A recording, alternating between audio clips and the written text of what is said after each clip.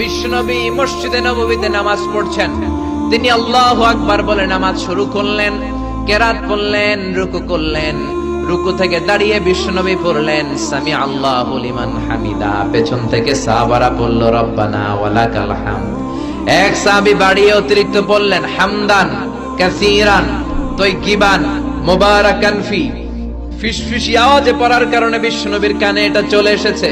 নামাজের পর বিশ্বনবী বললেন আমি রুকু থেকে দাঁড়িয়ে পড়েছি সামি আল্লাহু লিমান হামিদা, তোমরা পড়ার কথা ছিল শুধু রব্বানা ওয়ালাকাল হামদ, কে যেন একজন ফিসফিস আওয়াজে পড়েছো হামদান কাসীরান তাইয়িবান মুবারাকান ফি। কে পড়েছো? দাঁড়াও।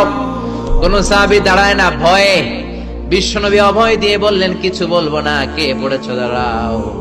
এক সাহাবী দাঁড়িয়ে বললেন ও নবী আমি পড়েছি। বিশ্বনবী বললেন এটা তো আমি শিখাই নাই, কই পাইলা, কেন পড়ছো? সাহাবী বলে নবী গো, আল্লাহর তাসবিহ অল্প পড়লে আমার পোষায় না, এই জন্য আমি একটু বাড়িয়ে পড়েছি। আল্লাহু আকবার। বিশ্বনবী বললেন ভয় পেও না, বিচলিত হয় না, নামাজরত অবস্থায় আমি দেখেছি বিদআউ ওয়া সালাসুনা মালায়েকা, 30 জনেরও বেশি ফেরেশতা তোমার এই অতিরিক্ত তাসবিহর সওয়াবটা কে লিখে লিখে আল্লাহর দরবারে পৌঁছে দিতে পারে, তারা আকাশের মধ্যে কে আগে নিয়ে যেতে পারে প্রতিযোগিতা করছিল।